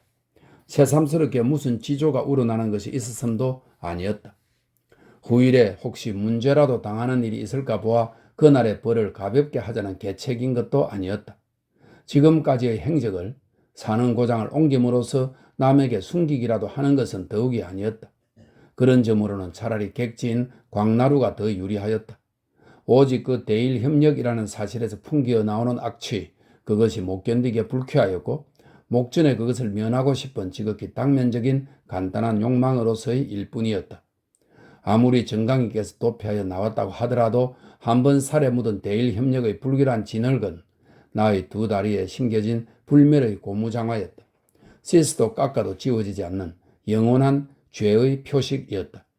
창녀가 가정으로 돌아왔다고 그의 생리가 수천여로 환원되어지는 법은 절대로 없듯이, 또 정강이께서 미리 도피를 하여 나왔다고 배꼽이나 가슴펴기까지 찾던 이보다 자랑스러울 것도 없는 것이었다. 가사 발목에서 도피를 하여 나오고 말았다고 하더라도 대일협력이라는 불결한 진흙이 사례가 묻었기는 일반인 것이었다. 그러므로 정강이까지 들어갔으나 발목까지만 들어갔으나 훨씬 가슴펴기까지 들어갔으나 죄상의 양에 다소는 있을지언정 죄의 표식에 농담이 유난히 두드러질 것은 없다는 것이었다. 4. 소개랍시고 고향으로 내려오기는 하였으나 막막하게 다시 없었다. 4월이면 여느 때에도 중궁이니 보래고기니 하여 넘기가 어려운 고패인데 지나가 내가 연사가 좋지 못하였었다. 그런데다 거두지도 못한 벼를 공출로 닥닥 긁어 갔었다. 그러고는 명색이 배급임내 환은미임내 하고 한 달이면 한 집에 쌀 한두 대에다 썩은 강냉이 몇 대씩을 약 주듯이 주고 있었다. 백성들은 태반이 하루 한때 풀잎죽으로 아사를 면할락 말락 하면서 누룩해들 떠가지고 충경이 돌아왔건만 파종할 기운을 내지 못하고 있었다. 우한중에 보리가 흉년이었다. 백성들은 장차 10월까지 이 봄과 여름을 살아나갈 방도가 막연했다. 나의 고향집에는 80 넘은 노모와 60의 장형 내외가 있었다. 거기에다 나에게 딸린 가솔이 넷. 이 8식구를 나는 내가 책임을 져야만 하였다. 쌀은 사기도 어려웠거니와 내가 몽뚱그려 가지고 내려간 3,000원의 돈으로 쌀을 사서 먹자면 한 달을 지탱할까 말까 한 것이었다. 그러나마 나는 그 돈 3,000원으로 농자를 삼아 금년 농사를 지어야 하였다. 붓을 꺾어버린 이상 서울서처럼의 원고료의 수입은 전혀 없을 터이었다. 죽으나 사나 농사 한 가지에다 생도를 의탁하는 수밖에 없고, 그리하자면 그 돈 3,000원을 당장 아쉽다고 먹어 없애는 수는 없었다. 나는 할 일 없이 80 넘은 노모를 그림자 보이는 나물죽을 들였다. 배탈이 난 4살배기 어린 놈을 썩은 배급 강냉이 밥을 먹였다. 논농사는 숙련된 기술과 나로서는 감당치 못할 원력이 드는 것이라 부득이 비싼 삭군을 사대어야만 하였지만 밭농사는 아내와 함께 둘이서 하기로 하였다. 가을에 논의 신곡이 날 때까지 보태어 먹을 것으로 서석도 심고 감자도 심었다. 밭벼도 심었다. 채마도 가꾸었다. 그런 중에도 제일 빨리 제일 손쉽게 먹을 수 있는 것으로 강냉이와 호박을 구석구석에 돌아가면서 많이 심어 놓았다. 아내나 나나 일찍이 하여 보지 못한 노릇이라 대단히 힘에 겨웠다. 일수 코피를 쏟았다. 가끔 몸살이나 앓기도 하였다. 몸 고단한 것보다도 더 어려운 것은 시장이었다. 조반은 뜨는 둥 마는 둥 점심을 없는 날이 많았다. 4, 5월 기나긴 해를 허리띠 졸라매어 가면서 땅을 파고 풀을 뽑고 하노라면 석양 때에는 깜빡 현기증이 나곤 하였다. 그렇지만 편안히 있다 굶어 죽느냐, 밭고랑에 쓰러져 가면서라도 심고 가꾸어 먹고 살아가느냐 하는 단판 실험인지라 괴로움을 상관할 계제가 아니었다. 오흘로 들어 일이 조금 늦건한 틈을 타 서울 걸음을 하였다. 짐을 꾸려 남의 집에다 맡겨둔 채 내려오지 못한 것을 가 운송편으로 띄우고자 함이었었다. 매일 신부에 들렀더니 사회 부원이 마침 잘 만났다면서 소개를 가서 지내는 형편을 말하라고 하였다. 무엇보다도 식량 사정이 핍절하노라고 내 손으로 강냉이를 3,400포, 호박을 60폭이 심어놓고 그것이 자라서 열매가 열어서 익어서 마침내 시장한 배를 채워줄 날을 침삼키며 기대면서 일심으로 매 갖고 노라고 이런 의미의 대답을 하였다. 그 다음날 지면엔 소개의 변 제2회째 등가로 나의 사진과 함께 내가 소개를 가 붓을 드는 여가의 괭이를 들고 땅을 파며 강냉이를 3,400폭이나 호박을 50-60폭이나 심고 하여 시국화 식량 정산 운동에 크게 이바지를 하는 동시에 농민들에게 모범을 보이고 있다는 요령의 기사가 잘 씌었다. 고마웠다. 그것으로 징용도 면하고 주제소의 주목 대신 존경도 받고 하였다. 윤의 그 호박이랑 옥수수랑 많이 수확 하겠습니까? 하고 빙긋 웃기까지 하면서 하던 노골한 경멸과 조롱은 이 매일신보의 기사 소개의 변에다 두고 한 것이었다. 그러므로 그것은 이놈아 이 민족 반역자야 탐해와도 다름없는 것이었었다. 5. 주인 김군이 돌아왔다. 그는 출판을 하자면 선전소용으로도 부덕글 잡지를 조그맣게나마 하나 가져야 하겠다는 것과 그 첫 토를 수의 내고자 하니 누구보다도 자네들 두 사람이 편집 방침으로든지 원고로든지 적극적으로 도와주어야 하겠다는 것을 간단히 이야기한 후에 나더러 먼저 우선 자넬랑은 소설을 한 편 짤막하고도 썩 이쁘장스런 글로다 한 편, 기한은 2주일 안으로 이건 명령적 성질을 가진 것이야 위반을 했단 괜히 어떻게 생긴 소설이 그 이쁘장스런 소설인고? 나는 농삼아서라도 이렇게 반문할 수밖에.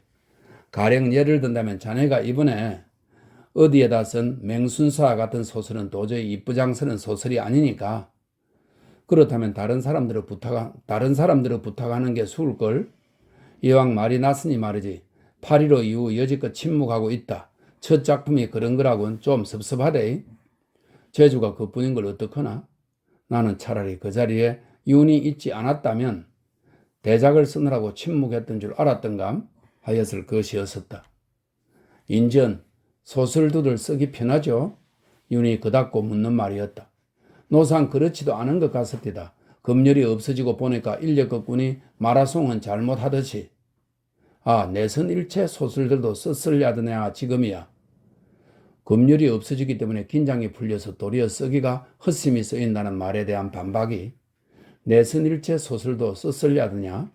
라니 당치도 아니한 소리였다. 자못 팔선이었다. 나를 욕하고 싶어 생트집을 잡는 노릇이었다. 나는 속에서 뭉클하고 가슴으로 치닫는 것을 삼키고 참았다.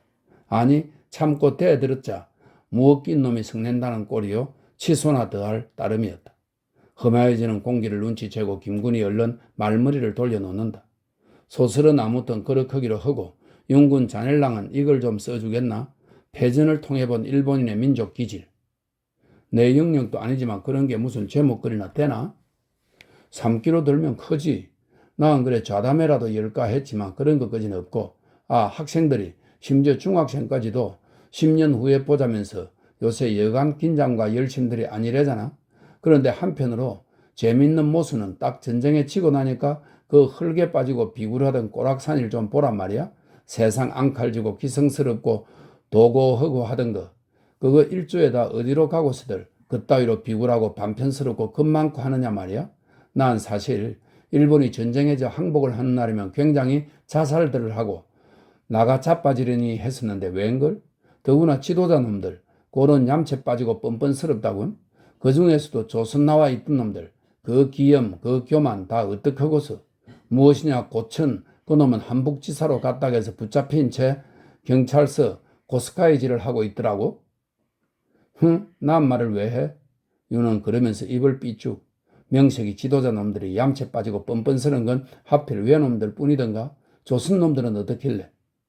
조선 사람 문제는 그 제목엔 관계가 없으니까 잠깐 보류하고 김군이 나의 납꽃을 살피면서 그러던 것이나 윤을 묵살하고 그대로 계속하여 외놈들의 주구가 돼가지고 온갖 아첨 다하고 비위를 맞추고 하면서 순진한 청년 어리석은 백성을 모아놓곤 구린내 나는 아구지로다 찌끄리다 소리가 소위 예술가니 평론가니 하는 놈들은 썩어빠진 부토막으로 끼적거려낸다는 소리가 황국 시민이 되라 하기 내선일체를 하라 하기 미국 영국은 도둑놈이요 불의하고 전쟁에는 반드시 지고 멸망할 운명에 있고 일본은 위대하고 정의요 전쟁엔 반드시 이기고 영원토록 번영할 터이고 하다면서 그러니 지원방에 나가고 학병에 나가고 정병에 나가 일본을 위해 개죽음을 하라고 꼬이고 조르기 굶어 죽더라도 농사한 건 있는 대로 죄다 공출에 바치라고 꼬이고 조르기 가족은 유리하고 집안은 망하더라도 징용에 나가라고 꼬이고 조르기 너무 과격해 너무 과격해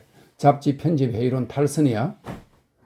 개 중에도 제 소위 소설가니 시인이니 하는 놈들 그러다가 유는 나를 흘낏 돌려다보면서 그것은 마치 정시하기 어려운 적의와 정오로 찬 얼굴이었다. 그런 얼굴로 나를 돌려다보면서 비단 당신 하나를 두고서 하는 말이 아니니 어찌 생각은 마시오? 하고는 도로 김군들어 잘하나 못하나 소설이니 시니 해서 예술일 것 같으면 양심의 활동이요 진리의 탐구와 그 표현이 아니냐 말이야. 물론 소설가나 시인도 사람인 이상 입으로는 거짓말을 한다고 하겠지만 붓으로는 거짓말을 하기 싫어하는 법인데 또 하필 아니 되는 법인데 그래 멀쩡한 거짓말로다 황국 신민소설 내선일체 소설을 쓰고 조선 청년이 강제 모병에 끌려나가 우리의 해방에 방해되는 희생을 하고 한결 감격하고 영웅화하는 걸 쓰고 했으니 그게 예술가야? 예술가의 이름을 똥칠한 놈들이요. 뱃속에 양심 대신 구더기만 움덕거리는 놈들이 아니고 뭐야? 대관절 이 사람 패전을 통해 본 일본인의 민족기지를 써줄 심인가 말심인가? 그랬거들랑 저기 인간적 양심의 반조각이라도 남은 놈들이라면 8.15를 당해 조금이라도 뉘우치는 부끄러워하는 무엇이 있어야 할 거 아니야. 제법 복국에다 목을 메고 늘어지도 못한다고 할 값이라도 죽은 듯이 아무 소리 말고 처박혀 있기나 했어야 할 게 아니야. 그런데 글쎄 그러기는커녕 8.15 소리가 울리기가 무섭게 정말 나서야 할 사람보다도 저희가 먼저 나서가지고 소위 선가 없는 놈이 배 먼저 오른다는 격이었다. 그래가지고는 바로 그 전날까지가 뭐야? 그날 아침까지도 총독부로 군부로 총력 연맹으로 쫓아다니고 일본을 상전처럼 어미아범처럼 떠받치고 미국 영국을 불공대천지 원수로 저주 공격하고 백성들들은 어째서 황국 시민이 아니냐고 어째서 징병이며 징용을 꺼려 하느냐고 어째서 공출을 잘 안 해내냐고 꾸짖고 호령하고 하던 그 아굴지 그 부토막으로다 온 아무리 낮바닥이 쇠가죽까지 두껍기로 쓰니 몇 시간이 못돼 그 아굴지 그 부토막으로다 눌러 그대로 악독한 우리의 원수 외놈은 굴복했다. 우리를 핏바라먹던 강도 외놈은 물러갔다. 우리의 민족 정신을 말살하려 황국 신민이니 내선일천이 하던 기만의 통치와 지배는 무너졌다. 강제 모병, 강제 징용, 강제 징발의 온갖 압박과 착취의 쇠사슬은 끊어졌다. 자, 해방이다. 4,000년의 유구한 역사와 찬란한 문화와 독자한 전통으로 빚어진 3천만 결의 민족혼은 제국주의 일본과 36년 꾸준히 싸워왔다. 그리고 지금이야 372 강산에 해방이 왔다. 자, 건국이다. 너도 나도 다투어 건국에 몸을 바치자. 그러나 친일파와 민족 반역자를 처단하라. 그놈들은 외놈에게 민족을 팔아먹은 놈들이다. 외놈들이다. 외놈보다 더 악독하게 우리를 괴롭힌 놈들이다. 오, 우리의 해방의 은인이 온다. 위대한 정의의 사도 연합군을 맞이하자. 이런 소리가 아무리면 그래 제 얼굴이 간지러워서라도 제 계집 자식이 명개스러워서라도 차마 찌끄려대며 써지느냐 말이야. 오늘은 이가의 내일은 김가의 품으로 굴러댕기는 매춘부는 차라리 동정할 여지나 있지. 곧따위로 내루하고 얌체 빠지고 뻔뻔스런 것들이 그게 사람이야? 개 도야지만도 못한 것들이지. 도둑놈의 개도 제 주인은 섬길 줄은 안다고 아니해? 자, 이제는 앵간히 막설 하는 게 어때? 그만하면 자네란 사람이 얼마나 박절한 사람이란 건 넉넉히 설명이 되었으니 김군은 조금 아까부터 신문을 오려 스크랩에 붙이고 있었다. 김군의 음성은 자못 준절하였다. 얼굴도 그러하였다. 김구는 조린이 흥분을 하거나 분노를 겉으로 드러내거나 하는 사람이 아니었다. 그러므로 시방 그만 정도의 준절한 음성과 얼굴은 다른 사람의 웬만큼 성이 난 것이나 일반으로 보아도 무방하였다. 유는 상관 않고 하던 말을 최후까지 계속한다. 난 그러니까 그런 개 도야지만 못한 것들이 숙청이 되기 전엔 건국 사업이고 무엇이고 나서고 싶질 않아. 도저히 그런 더러운 무리들과 동석은 할 생각이 없어. 사람이 자네처럼 그렇게 하찮은 자랑을 가지고 분수 이상으로 남한테 가혹해선 자네 일칭상도 이롭지가 못하고 세상에도 용납을 못하고. 무엇? 하찮은 자랑이라고? 분수 이상이라고? 유는 퍼르릉해서 대든다. 김구는 일하던 것을 놓고 두 팔로 턱을 괴고 탁자눈으로 윤을 마주보면서 응한다. 윤군 자네, 나를 대일 협력을 했다고 보아? 아니 했다고 보아. 했지. 그럼 아니해? 적절히 했다고 보지. 그런데 자네 일찍이 조선 사람 지도자나 지식층에 대한 일본의 공세, 총독부의 소유 고등정책이란 거 말일세? 거기에 대해서 반격을 해본 일이 있는가? 손쉽게 총력연맹이나 시골 경찰서에서 자네들의 시국 강연을 해달라는 교섭 받은 적 있었나? 없지.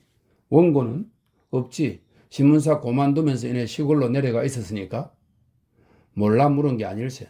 그러니 첫째와 자넨 자네의 지조의 경도를 시험받을 적극적 기회를 가져보지 못한 사람, 합격품인지 불합격품인지 아직 그 판이 나서지 않은 미시험품 알아들어? 그래서 남구로 치면 한 단번이라도 도끼로 찍힘을 당해본 적이 없는 난구야.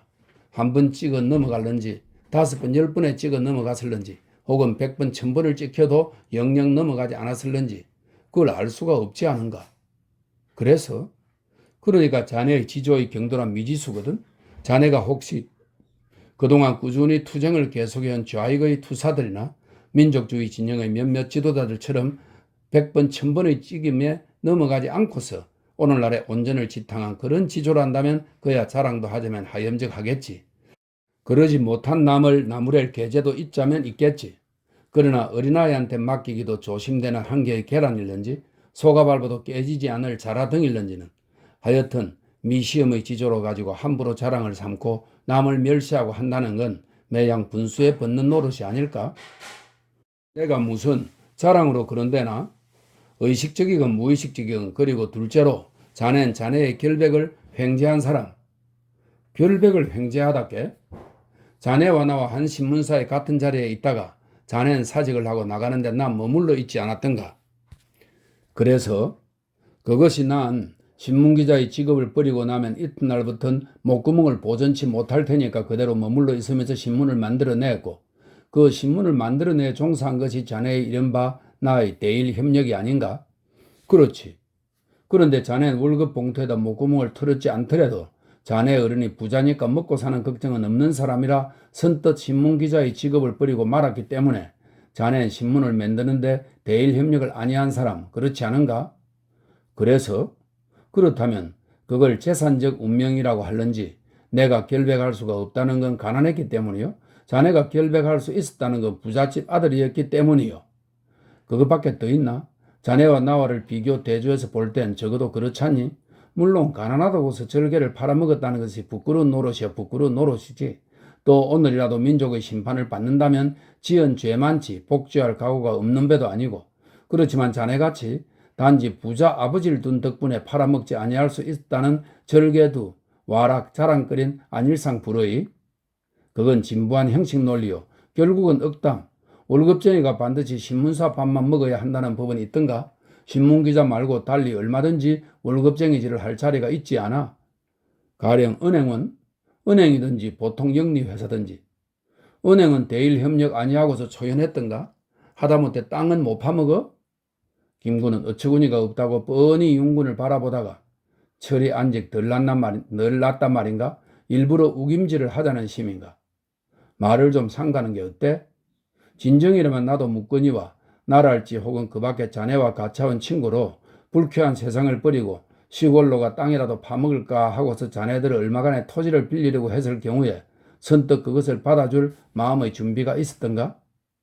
누가 그런 계획을 했으며 나들어와 토지를 달라고 한 사람은 있어? 오라 달란 말을 아니하니까 주지 아니했다.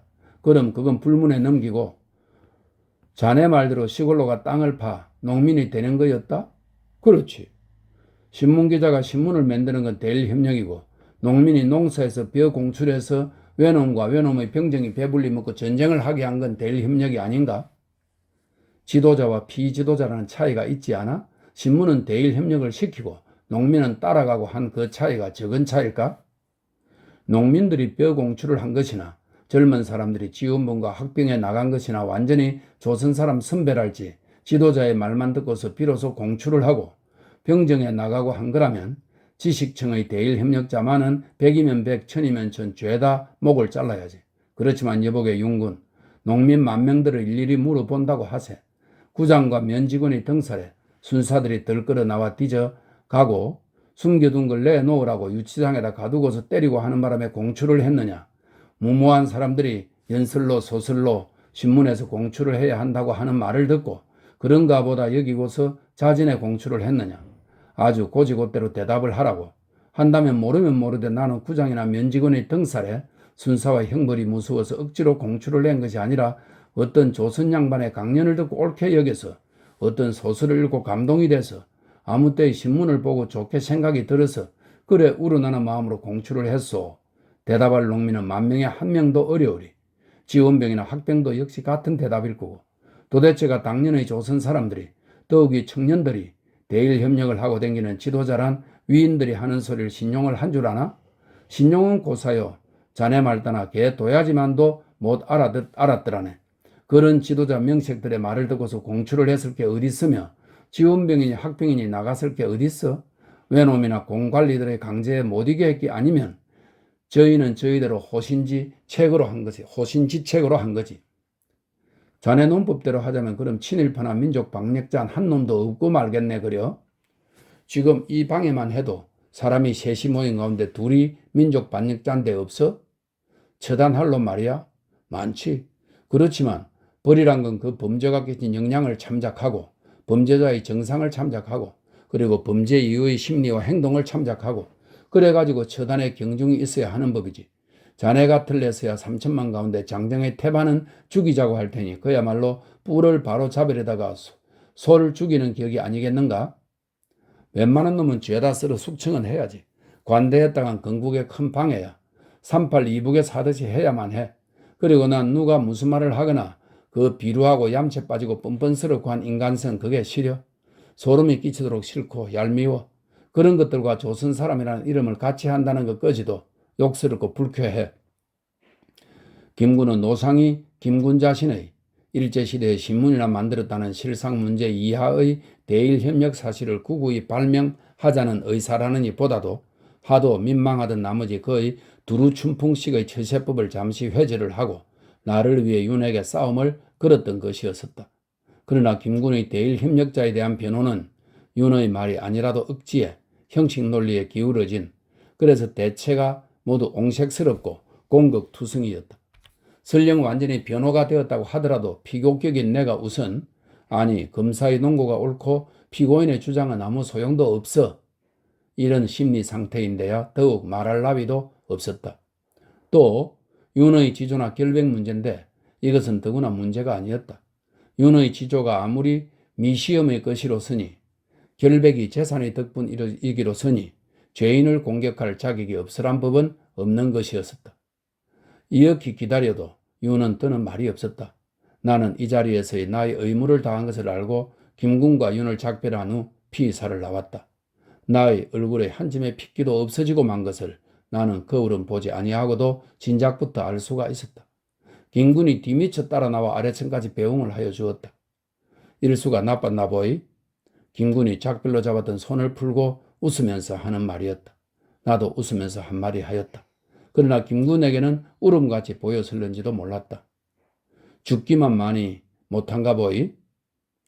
그랬더니 김군은 고개를 가로 여러 번 저으면서 이왕 깨끗해졌을 제 분사를 못했을 바엔 때가 묻어가지고 괴사라니 더욱 치사스러이. 듣고 보니 적절하였다. 빈틈없이 적절하였다. 그 빈틈없이 적절한 말을 해버리는 김군이 나는 문득 원망스러웠다. 자네가 오히려 시험이로세 거리에 나서니 가벼운 현기가 났다. 흐렸던 하늘에서는 어느덧 심란스런 비가 내리고 있었다. 사람과 건물과 거리로 된 세상이 피의사를 들르던 1시간 전과는 어디인지 달라져 보였다. 6. 집으로 돌아와 병난 사람처럼 오늘까지 꼬박 보름을 누워 있었다. 조반보다도 점심에 가까운 나 혼자의 밥상을 받고 앉아서 아내들은 밑도 끝도 없이 말을 내었다. 도로 시골로 내려갑시다. 아내는 놀라지 않았다. 아무렇지도 않게 출입을 나갔던 사람이 벼랑간 죽을 상이 되어가지고 돌아와 처음엔 병인가 하였으나 보아하니 병은 아니여. 그러면서도 여러 날을 앓는 사람처럼 누워있어 정령 밖에서 무슨 사단이 있었거니 하였다. 그러자 불쑥 그런 말을 내어 일변 해방 후로부터 더욱 동료가 된 심경은 모르지 않은 터이라 그 사단이라는 것이 어떠한 성질의 것이었음을 짐작할 수 있었을 것이었다. 아내는 한참 만에야 대답이다. 그는 언제고 나보다도 침착하고 현실적인 사람이었다. 내려가야 할 사정이면 내려가는 것이지만서도 내려가니 가서 살 도리가 있어야 말이죠. 남 모르고 아무 반련 없는 고장으로는 갈 수가 없고 가자면 매양 고향 아니에요. 그 벽강 궁춘에서 취직 같은 거라도 할 기관이 있어요. 전생 농사밖에 없는데 작년 1년 지나본 배 어디. 작년 1년 가에 있으면서 농사라고 하여본 경험의 결론은 우리 같은 사람은 도저히 농사를 해먹고 살 수 있는 사람이 아니라는 것이었다. 우리의 체력이 우리의 가족을 먹일 만한 농사를 해내기엔 너무도 빈약한 것이기 때문이었다. 우리 내외가 밭을 키를 쓰고 가꾸어도 밭농사로 500평을 벗지 못한다. 밭농사 500평이면 채마와 마늘, 고추, 호박 따위의 우란 농사에 불과한 것이다. 채마 등 속의 우란 농사 외에 보리니 콩이니 고구마니 하는 것은 순전히 농군을 사대어야만 한다. 7, 8명의 한 가족이 소작농으로서 1년 계량의 벼를 확보하자면 적어도 3,000평의 논을 소작하여야 한다. 이 3,000평의 논농사와 보리며 콩 같은 박농사를 하자면 줄잡아 연인은 200명의 농꾼을 사대어야 한다. 바로 최근 시세로 나의 고향에서 농꾼 한 명에 대하여 점심 저녁 2때와 술 한 차례 먹이고 무사히 하루 6, 70원이다. 먹이는 것과 품삯을 치면 200명 사꾼을 대이는데 25,000원이 든다. 그 25,000원이 있어야 나는 시골로 가서 농사를 하고 사는 것이다. 옛날 돈으로 250원이라고 하지만 나에게는 25,000원이 결코 쉬운 돈이 아니다. 그나마 금년에 25,000원의 농자를 들여놓으면 언제까지고 그것이 미천으로 살아있느냐 하면 아니다. 명년에 가서는 또다시 그만한 농자를 들여야 하는 것이다. 농사는 결국 제 가족이 먹을 것을 제 손발로 농사할 수 있는 사람, 농민만이 하기로만 마련인 것이었다.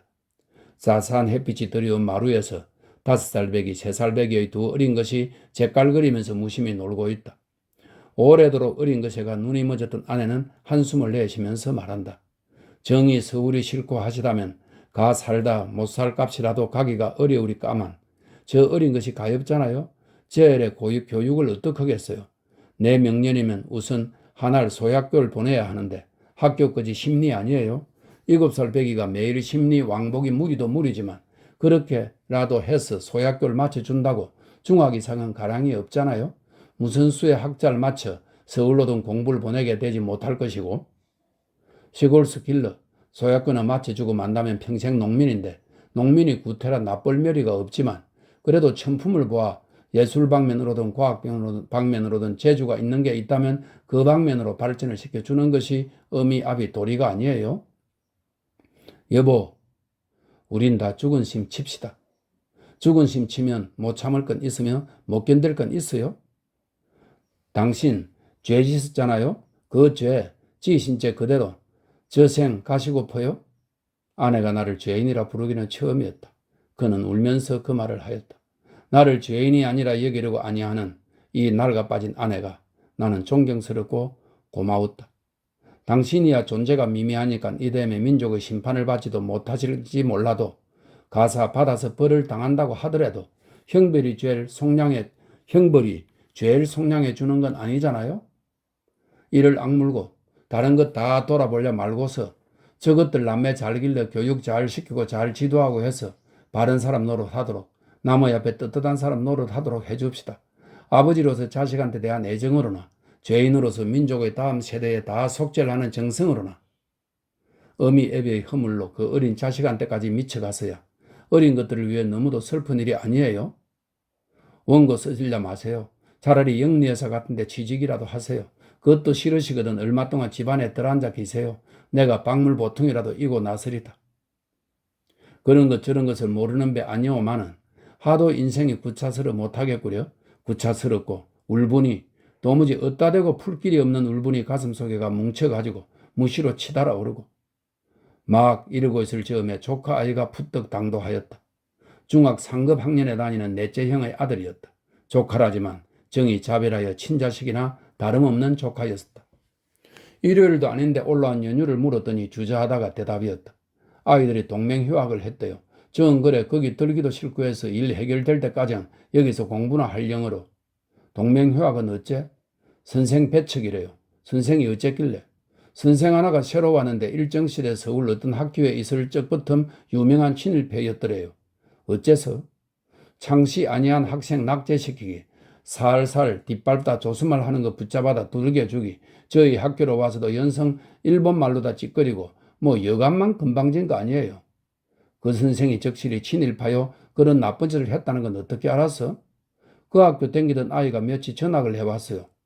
그 애들 맘만 듣고 그 애들 말 듣고서 다시 조사를 했대나 봐요. 그러면 너도 이제 나이 20이요 중학 졸업반이니 그런 시비곡직은 혼자서 판단할 힘이 있어야 할 거야. 없다면 천치고. 그래 그런 선생을 배척하는 학생 편이 옳으냐 잘못이냐? 학생이 옳아요. 옳은 줄 알면서 어째는 빠지고 아니더러? 응? 내일 모레가 졸업인데 공부를 해야 상급학교 입학시험을 치죠.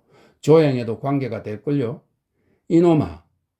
아이 저는 물론이요 옆에 앉았던 아내까지도 질겁에 놀라도록 나의 목청은 높았다. 가슴에 뭉친 그 울분의 애꿎은 폭발이었으리라. 동무들이 동맹휴학이란 비상수단까지 써가면서 옳은 것을 주장하는데 넌 그것이 번연히 옳은 줄 알면서도 빠져 공부 좀 미친다고? 조용에 관계된다고? 저 한 사람 조그마한 이익이나 구차한 안전을 얻자고 옳은 일 못하는 거 그거 사람 아니야. 너 명색이 상급생이지? 네. 반장이지? 네. 아이들이 널 어려워하고 네가 하는 말을 믿고 잘 듣고 그랬더라면서? 네. 그래 더구나 그런 놈이 네가 나서서 주동을 해야 옳지 뒤로 슬며시 빠져. 넌 그러니까 반역 행위를 한 놈이야. 그따위로 못날 테거든 진작 죽어 이놈아. 옳은 일을 위해 나서서 싸우는 대신 편안하고 무사하자고 옳지 못한 길로 가는 놈을 공부 아니야 뱃속에 육졸 배포해서도 아무짝에도 못 쓰는 법이야. 학문은 영웅지 여사라는 말이 있어. 사람이 잘나야 하고 학문은 그대민이라. 인격이 제일이요 지식은 둘째니라 이 뜻이야. 공부보다도 위선 사람이 돼야 해. 옳은 일을 하기 위해선 불 가운데라도 뛰어들어갈 용기, 옳지 못한 길에는 칼을 겨누면서 핍박을 하더라도 굽히지 않는 절개, 단체를 위한 일이면 개인을 돌아보지 않는 의협, 그런 것이 인격이야. 그러고서야 학문도 필요한 법이야. 알았어 이놈아? 네. 당장 가서 같이 해. 대학 맞아도 좋다. 금년에 상급학교 들지 못해도 상관없어. 네. 비단 동맹휴학뿐 아니라 어딜 가 무슨 일이든지 용렬히 굴지 마라. 알았어? 네. 기회가 다른 기회요 단순히 훈계를 하기 위한 훈계였다면 형식과 방법이 매양 이렇지도 않았을 것이었다. 내가 생각을 해도 중불난 것이었고 빤히 속을 나는 아내를 보기가 쑥스럽다. 그러나 그러면서도 한편으로 무엇인지 모를 속 후련하고 겸하여 안심되는 것 같은 것이 문득 느껴지고 있음을 나는 스스로 거역할 수가 없었다.